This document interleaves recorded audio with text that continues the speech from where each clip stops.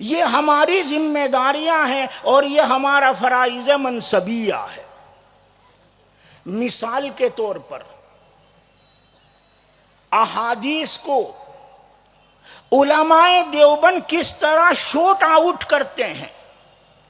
بظاہر روایتیں آپس میں متعارض ہوتی ہیں تو علماء دیوبند ان روایتوں کو شوٹ آؤٹ کس طرح کرتے ہیں، اس کی تشریح کیسے کرتے ہیں، یہ تو ہم جب ہی جانیں گے جب ہم علماء دیوبند کی کتابوں کو پڑھیں گے۔ اگر ہم نے ان کو پڑھا نہیں تو کیسے ہم اس منہج کو سمجھ پائیں گے؟ اس لیے حضرات علماء کرام سے اور بالخصوص طلبہ اعظام سے میری درخواست ہے کہ اپنے بزرگوں کی طرح، اپنے اساتذہ کی طرح، اپنے اکابرین کی طرح کمر ہمت کسیں، اپنے آپ کو قرآن و حدیث کو سیکھنے کے لیے وقف کر ڈالیں اور پھر یہ طے کریں کہ کسی بھی مرحلے سے گزریں ہمیشہ قرآن و حدیث کے خادم بن کر رہیں گے، اور اس کے لیے جو کام ضروری ہے ضرور اس کو انجام دیں۔ فقد قال النبی صلی اللہ علیہ وسلم ان اللہ لا يقبض العلم انتزاعا ينتزعه من العباد ولكن يقبض العلم بقبض العلماء حتى إذا لم يبق عالم اتخذ الناس رؤوسا جهالا فسئلوا فأفتوا بغير علم فضلوا وأضلوا أو كما قال عليه الصلاة والسلام۔ قابل صد ادب و احترام حضرات علماء کرام، عزیز طلبہ اور حاضرین جلسہ، مجھے موضوع دیا گیا ہے علماء کی ذمہ داریاں اور بنیادی فرائض۔ مجھے حکم دیا گیا ہے کہ اس موضوع پر آپ حضرات سے خطاب کروں۔ علماء کی ذمہ داریاں اور بنیادی فرائض، یہ اتنا وسیع موضوع ہے کہ اولاً تو مجھ جیسے ہیچ اور بے پڑھے لکھے اور ان پڑھ اور جاہل آدمی کے لیے اس عظیم موضوع پر گفتگو کرنا ممکن نہیں، اور کوئی صاحب گفتگو کریں بھی تو وقت بہت زیادہ چاہیے۔ یہ جو موضوع ہیں اس کی بہت ساری شقیں ہیں، ان تمام شقوں کو گھیرنا اور تمام شقوں کو بیان کرنا، اپنے خطاب میں جمع کرنا، اور وہ بھی مختصر وقت میں تقریباً ناممکن ہے۔ لیکن میں آپ حضرات کی دعاؤں کے سہارے اس موضوع پر کچھ باتیں عرض کرنا چاہتا ہوں، اور اسی مناسبت سے میں نے بخاری شریف کی ایک حدیث کا انتخاب کیا ہے، اور وہ مشہور حدیث ہے۔ اس حدیث کا سیدھا سادہ ترجمہ یہ ہے کہ قیامت کے قریب علم اٹھا لیا جائے گا، اور علم اٹھانے کی صورت یہ نہیں ہوگی کہ دلوں میں سے کھرچ کر نکال لیا جائے، رات میں آدمی سویا، بہت بڑا علامہ تھا، بہت بڑا عالم تھا، بہت بڑا محدث تھا، بہت بڑا فقیہ تھا، اور صبح کو اٹھا تو جاہل ہو کر اٹھا، یہ صورت علم کے اٹھانے کی نہیں ہوگی۔ کوئی ہیک نہیں کرے گا۔ بندہ رات کو سویا، اس کے اکاؤنٹ میں لاکھوں روپے تھے، رات میں کسی نے اکاؤنٹ کو ہیک کر لیا، صبح کو اٹھ کر اکاؤنٹ کو دیکھتا ہے تو بالکل زیرو۔ سویا تو مالدار تھا، زکوٰۃ دینے والا تھا، اور اٹھا تو غریب ہو گیا، زکوٰۃ لینے والا ہو گیا۔ اس طرح ہیک کر کے علم نہیں اٹھایا جائے گا کہ آدمی سویا تو بہت بڑا عالم تھا اور جاگا تو وہ سارا علم چلا گیا اور جاہل بن کر اٹھا، یہ صورت نہیں ہوگی۔ بلکہ علم کے اٹھائے جانے کی صورت یہ ہوگی کہ علماء یکے بعد دیگرے رخصت ہوتے رہیں گے، اور بعد والے ان کی جگہ لینے کے قابل نہیں ہوں گے، اور سلسلہ یوں ہی چلتا رہے گا۔ علماء گئے، بعد والے جگہ لینے کے قابل نہیں ہیں، تھوڑے بہت تھے وہ گئے، بعد والے جگہ لینے کے قابل نہیں ہیں، تھوڑا بہت ان کو آتا تھا وہ گئے، بعد والے جگہ لینے کے قابل نہیں ہیں، یوں ہی سلسلہ چلتا رہے گا اور علم اٹھا لیا جائے گا۔ اور صورت کہاں تک پہنچے گی؟ کوئی عالم باقی نہیں رہے گا، مگر دینی ضرورتیں باقی رہیں گی۔ عالم تو باقی نہیں رہے گا مگر دینی ضرورتیں باقی رہیں گی۔ تو چودھری صاحب سے اپنے دنیاوی امور میں مشورہ لیا کرتے تھے، دینی امور میں بھی اسی کو سردار بنا لیں گے، مسائل بھی اسی سے پوچھیں گے۔ حتیٰ اذا لم يبق عالم اتخذ الناس رؤوسا جہالا، کوئی عالم رہا ہی نہیں۔ چودھری صاحب، چیئرمین صاحب، سردار صاحب، وہ دنیاوی معاملات میں مشورے دیا کرتے تھے اور لوگ دنیاوی معاملات ان سے پوچھ کر حل کرتے تھے، وہ اپنی دینی باتیں بھی ان سے ہی پوچھیں گے،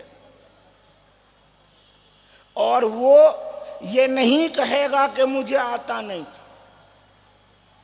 وہ اپنی حقارت محسوس کرے گا، بے عزتی محسوس کرے گا، تو بغیر علم کے وہ فتوے جھاڑے گا، اور فَضَلُّوا وَأَضَلُّوا، خود بھی گمراہ ہوگا اور لوگوں کو بھی گمراہ کرے گا۔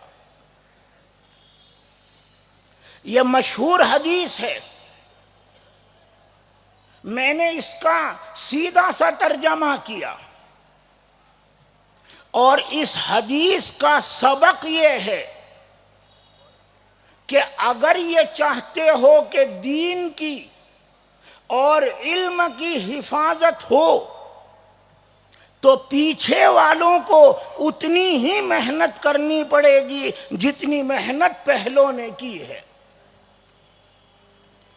اس حدیث کا یہ سبق ہے۔ میرے سامنے طلبہ بیٹھے ہیں، میرے سامنے علماء بیٹھے ہیں، خاص طور پر ہمارے لیے اس حدیث میں سبق ہے۔ اپنے اساتذہ کو پڑھو، انہوں نے علم حاصل کرنے کے لیے کتنی مشقتیں برداشت کی، علم حاصل کرنے کے لیے کن احوال سے ان کو دوچار ہونا پڑا، اس سب کو پڑھو، اور پھر اپنے آپ کو اس کے لیے تیار کرو، اور انہوں نے جتنی محنت کی ہے اتنی ہی ہمیں بھی کرنی ہے، بلکہ اس سے زیادہ کرنی ہے۔ اگر یہ چاہتے ہو کہ علم دین اپنی اصل صورت پر باقی رہے اور کمان جاہلوں کے ہاتھ میں نہ جائے، تو ہماری ذمہ داری ہے کہ ہم کمر ہمت کسیں، محنت کا تہیہ کریں، اپنے اساتذہ کو پڑھیں، اور انہوں نے علم حاصل کرنے کے لیے جو جد و جہد کی ہے ہم بھی وہ جد و جہد کریں۔ مجھے اپنے والد حضرت مفتی سعید احمد پالنپوری نور اللہ مرقدہ، جو دارالعلوم دیوبند کے شیخ الحدیث اور صدر المدرسین تھے، ان کی ایک بات یاد آئی۔ میرے والد فرمایا کرتے تھے کہ میں طالب علمی کے زمانے میں علامہ محمد ابراہیم بلیاوی رحمہ اللہ کا خادم تھا۔ علامہ محمد ابراہیم بلیاوی رحمہ اللہ یہ دارالعلوم دیوبند کے صدر مدرس تھے، بڑے آدمی تھے۔ دارالعلوم دیوبند کا صدر مدرس ہونا چھوٹی بات نہیں ہے، وزیر اعظم کسی ملک کا بننا چھوٹی بات ہے، مگر دارالعلوم دیوبند کا صدر مدرس بننا آسان نہیں ہے۔ ہمارے ہندوستان میں مودی جی ہے، چائے بیچا کرتے تھے، 11 سال سے وزیر اعظم ہے، لیکن کیا کوئی چائے بیچنے والا دارالعلوم دیوبند کا صدر مدرس بن جائے گا؟ دارالعلوم دیوبند تو بہت دور کسی چھوٹے سے مدرسے کا صدر مدرس نہیں بن سکتا، شیخ الحدیث نہیں بن سکتا۔ علامہ محمد ابراہیم بلیاوی رحمہ اللہ دارالعلوم دیوبند کے صدر مدرس ہے، کتنا بڑا مقام ہوگا آپ اندازہ کرو۔ میرے والد نور اللہ مرقدہ ان کے خادم تھے جب طالب علم تھے، اور علامہ بلیاوی کے گھر کا سودا سلف لانے کی ذمہ داری میرے والد کی تھی۔ جب حضرت کو جو بھی گھر میں ضرورت ہوتی تو فرماتے کہ سعید فلاں چیز لے آؤ، تو والد صاحب بازار جا کر لے کر آتے تھے۔ والد صاحب فرماتے ہیں حضرت کو جو تنخواہ ملتی تھی وہ 20 دن چلتی تھی، آخری 10 دنوں میں علامہ بلیاوی کے گھر میں کچھ نہیں رہتا تھا، تنخواہ ختم ہو چکی، اور اس کے بعد جو کچھ میں لاتا تھا سب ادھار لاتا تھا، اور پھر جب مہینہ پورا ہوتا اور تنخواہ ملتی تو حضرت جو ہیں والد صاحب کو پیسے دے کر کہتے سعید جاؤ لوگوں کا ادھار چکتا کراؤ۔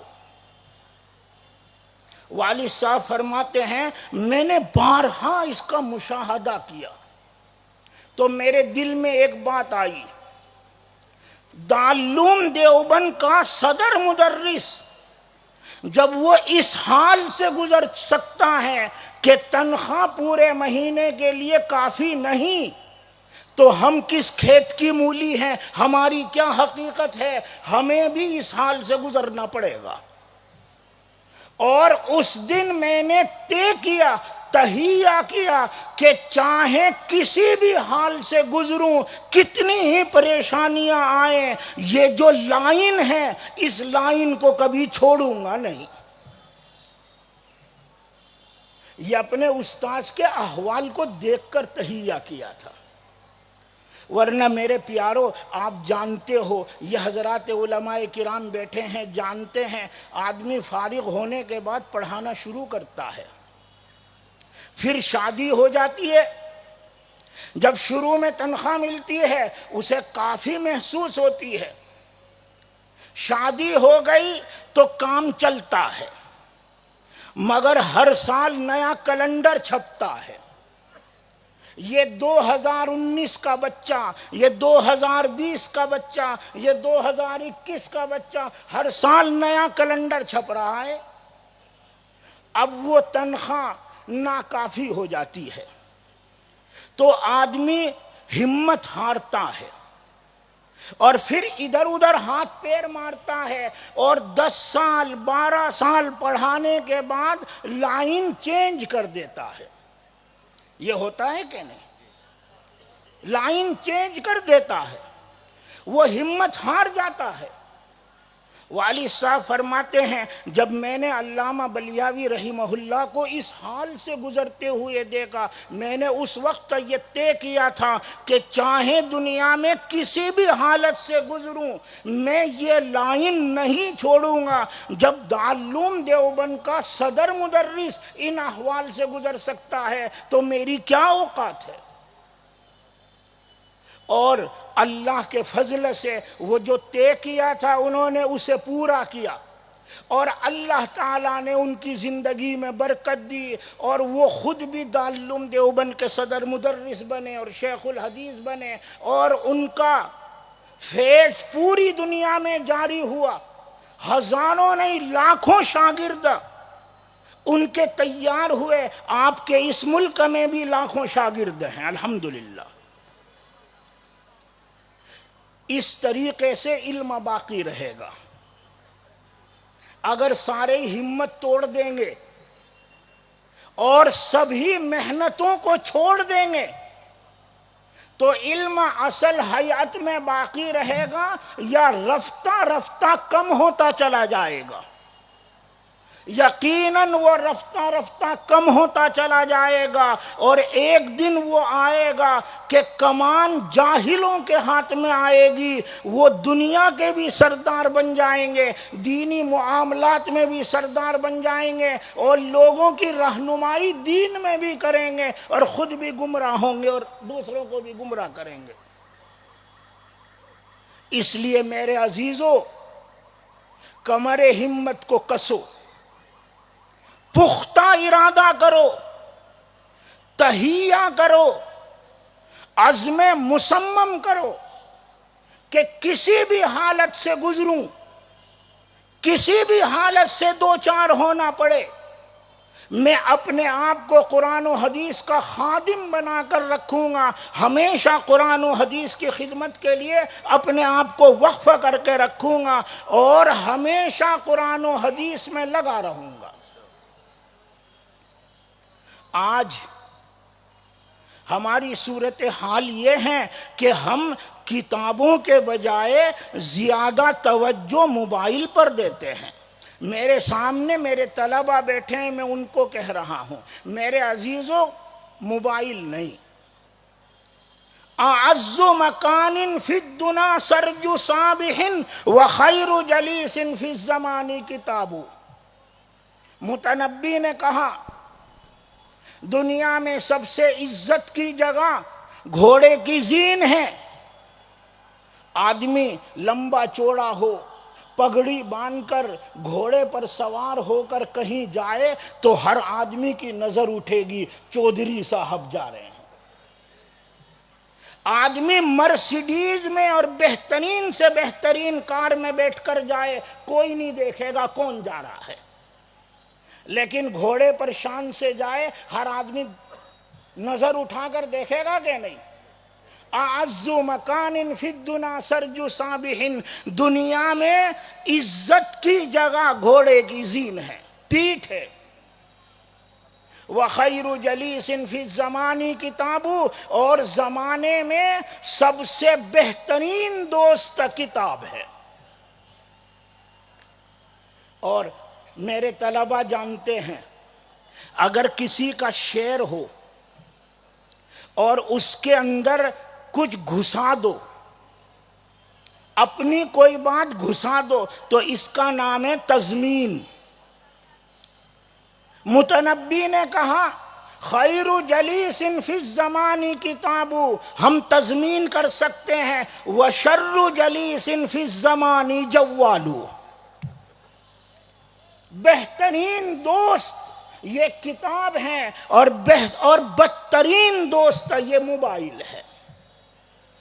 لہذا میرے عزیزو، کتابوں سے محبت کرو، اپنے اساتذہ کو پڑھو، اپنے اساتذہ کے اساتذہ کو پڑھو، انہوں نے علم دین حاصل کرنے کے لیے کن مشقتوں کا سامنا کیا ہے اس سے واقفیت حاصل کرو، اور پھر اپنے آپ کو تیار کرو کہ جس طرح ہمارے بڑوں نے، ہمارے اساتذہ کے اساتذہ نے علم دین کے لیے مشقت برداشت کی، اپنے آپ کو خادم بنا کر رکھا، اپنے آپ کو وقف کر کے رکھا، ہم بھی انشاءاللہ اسی طرح اپنے آپ کو قرآن و حدیث کا خادم بنا کر رکھیں گے۔ یہ تو ہے حدیث کا سبق۔ اور اگلی بات اب عرض کروں، علم کے لیے سواری چاہیے۔ علم پھیلنے والی چیز ہے اور اسے پھیلانے کا حکم ہے، اور پھیلنے والی چیز کو چلنا ہوتا ہے، اور چلنے والے کو سواری چاہیے۔ اور علم کی سواریاں 3 ہیں، رجال یعنی علماء، کتابیں، اور لسان یعنی زبان۔ اگر پڑھنے والا کوئی نہیں ہوگا تو کیسے علم دین پھیلے گا؟ اور پڑھنے والوں نے اس کو محفوظ نہیں کیا، کتابیں تیار نہیں کی، تو بھی ان کی محنتیں ان کی زندگی تک رہیں گی، اور جب وہ دنیا سے جائیں گے ان کا علم ان کے ساتھ چلا جائے گا۔ اور اگر انہوں نے کتابیں لکھی ہیں تو قیامت تک لوگ استفادہ کریں گے، علم حاصل کریں گے۔ اور تیسری سواری ہے زبان۔ علم دین کی زبان کیا ہے؟ علم دین کی اصل زبان ہے عربی، مگر کیا قرآن کریم اور احادیث مبارکہ صرف عربوں کے لیے ہیں یا عجم کے لیے بھی ہے؟ وہ تو عرب اور عجم سب کے لیے ہے، پر جب تک عربی میں عرب میں تھا عربی، اور جب عرب سے نکلا تو اس کو 2 سواریاں ملی، پہلے فارسی اور بعد میں اردو۔ 2 سواریاں ملی عرب سے نکلنے کے بعد، اولاً سواری ملی فارسی، عربی کے بعد قرآن و حدیث کی شرح و وضاحت میں سب سے زیادہ جو کام ہوا وہ فارسی میں ہوا۔ عربی میں تو ہونا ہی تھا، وہ تو اصل زبان ہے۔ عربی کے بعد سب سے زیادہ جو کام ہوا وہ فارسی زبان میں ہوا، اور اس کے بعد سواری بن گئی علم دین کی اردو میں سب سے زیادہ کام ہوا۔ ہمارے بزرگان دین جن کے ساتھ ہم سب منسلک ہیں اور ہم اپنے آپ کو دیوبندی کہتے ہیں، ان کی زبان فارسی تھی کہ اردو تھی؟ اردو تھی، اور انہوں نے کام فارسی میں کیا یا اردو میں کیا؟ پس میرے پیارو، اگر یہ چاہتے ہو کہ ہم دیوبندی باقی رہیں اور دیوبندی مکتب فکر کو صحیح طرح جانیں اور صحیح منہج پر رہیں، تو ہمیں اردو سے پیار کرنا ہوگا، ہمیں اردو کو پڑھنا ہوگا۔ اپنے اکابرین کو پڑھے بغیر ہم دیوبندی نہیں رہ سکتے۔ امریکہ میں حضرت والی صاحب نور اللہ مرقدہ کے ساتھ تھا۔ ایک مجلس میں حضرت والی صاحب سے کچھ علماء ملنے آئے اور انہوں نے بات کہی کہ ہم اپنے بچوں کو اردو میں پڑھاتے ہیں، پھر عربی میں، پہلے اردو پڑھاتے ہیں پھر عربی پڑھاتے ہیں۔ بچوں پر ڈبل بوجھ پڑتا ہے، ان کی مادری زبان انگریزی ہے، اگر ہم ڈائریکٹ انگریزی میں پڑھا دیں تو کیا حرج ہے؟ ڈبل بوجھ، پہلے اردو پڑھو، اردو کو سمجھو، اور پھر عربی پڑھو، میزان پڑھو، علم الصیغہ پڑھو، ہدایہ پڑھو، بیچاروں پر ڈبل بوجھ پڑتا ہے۔ بیچ میں سے اردو ہٹا کر ہم انگریزی زبان ہی میں ڈائریکٹ ان کو کتابیں پڑھائیں تو کیا حرج ہے؟ والد صاحب نے کہا کوئی حرج نہیں، آپ انگریزی میں پڑھانا چاہو شوق سے پڑھاؤ، مگر میری بات یاد رکھنا، اگر تم اردو نہیں جانو گے، تمہاری نسل اردو نہیں جانے گی، تو تم ازہری تو بن سکتے ہو، تم مدنی تو بن سکتے ہو، مگر تم دیوبندی باقی نہیں رہو گے۔ یہ بہت قیمتی بات ہے، اگر آپ غور کرو۔ انہوں نے کہا تم سب کچھ بن جاؤ گے، مگر تم دیوبندی باقی نہیں رہو گے۔ اگر یہ چاہتے ہو کہ ہم دیوبندی باقی رہیں، اگر یہ چاہتے ہو کہ ہم وہ مکتب فکر جو دیوبند سے چل کر ہم تک پہنچا اس پر ہم برقرار رہیں، تو ہمیں اردو سے محبت کرنی پڑے گی، اپنے اکابرین کو پڑھنا پڑے گا۔ جب آدمی کسی کی کتاب کو پڑھتا ہے تو مصنف کا جو فکر ہے وہ منتقل ہوتا ہے۔ اگر اہل حق کو پڑھو گے تو وہ فکر منتقل ہوگا، اور گمراہ لوگوں کو پڑھو گے تو وہ فکر منتقل ہوگا، اور انگریزی کی کتابیں پڑھو گے تو وہ فکر منتقل ہوگا، اور اردو کی کتابیں پڑھو گے تو وہ فکر منتقل ہوگا۔ آدمی جسے بھی پڑھتا ہے وہ فکر منتقل ہوتا ہے۔ پس اگر یہ چاہتے ہو کہ دیوبندی اور علماء دیوبند کا فکر ہم میں منتقل ہو، اور ہم اصل دیوبندی باقی رہیں، جس پر ہمارے بزرگ تھے، جس پر ہمارے اساتذہ تھے، جس پر ہمارے ماں باپ تھے، تو ہمیں اردو سیکھنی ہوگی اور اردو پڑھنی ہوگی۔ اگر ہم اردو نہیں جانتے تو ہمارے اکابرین نے کیا لکھا ہمیں کیسے پتا چلے گا؟ آپ میری بات کو سمجھ پا رہے ہیں؟ اگر ہم نہیں پڑھتے تو ہمیں کیسے پتا چلے گا؟ اور ایک نسل کے بعد، دو نسل کے بعد، تین نسل کے بعد وہ سلسلہ جو ہمارے پاس آیا تھا وہ منقطع ہو کر رہ جائے گا، اور ہم بدعات کی طرف اور فرق ضالہ کی طرف منتقل ہو جائیں گے۔ اس لیے میرے عزیزو، میں آپ حضرات سے نہایت مؤدبانہ درخواست کر رہا ہوں، اپنے اکابرین کو پڑھنے کے لیے اردو کو سیکھنا ہے، اس لیے کہ اشاعت دین کی دوسری سواری یہ اردو ہے۔ اور ہم جس مکتب فکر کے ساتھ اور منہج کے ساتھ منسلک ہوئے ہیں، ان کی زبان اردو تھی، انہوں نے کام اردو میں کیا ہے، ہمیں اسے پڑھنا ہوگا۔ مجھے جو موضوع دیا گیا تھا اس موضوع کے ایک جز کو تو میں نے یہ بیان کیا کہ علماء کی ذمہ داری کیا ہے، اپنے اکابرین کی طرح محنتیں کریں، اور بنیادی فریضہ کیا ہے، اپنے بڑوں کا جو منہج ہے اس کی حفاظت کریں، اور بڑوں کے منہج کی حفاظت کے لیے بڑوں کی جو زبان تھی اس زبان کو پڑھنا، ان کی کتابوں کو پڑھنا ضروری ہے۔